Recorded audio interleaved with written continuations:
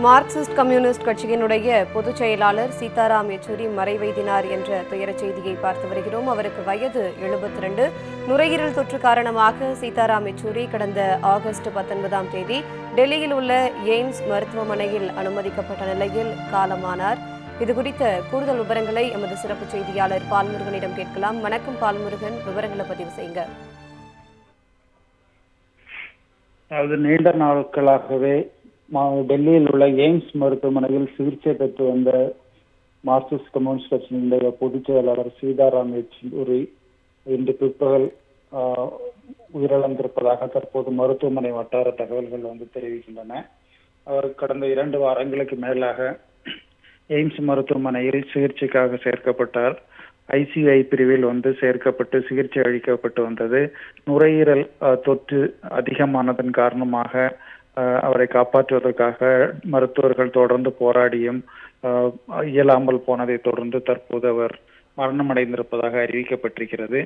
கடந்த மாதமும் மருத்துவமனையில் அனுமதிக்கப்பட்டு 1 வார சிகிச்சைக்கு பிறகு வீடு திரும்பினார். ஆனால் 2 வாரங்களுக்கு முன்னர் மீண்டும் அவர் மருத்துவமனையில் சேர்க்கப்பட்டது குறிப்பிடத்தக்கது. கடந்த பல ஆண்டுகளாகவே அவர் நுரையீரல் பிரச்சனை தொடர்பாக சிகிச்சை பெற்று வந்த நிலையில் தான் தற்போது அந்த பிரச்சனை தீவிரமாகி தற்போது அது மரணத்தை கொண்டு சேர்த்திருக்கிறது. சீதாராம் யெச்சூரி மார்க்சிஸ்ட் கம்யூனிஸ்ட் கட்சியினுடைய முக்கிய தலைவர்களில் ஒருவராக இருந்தார்.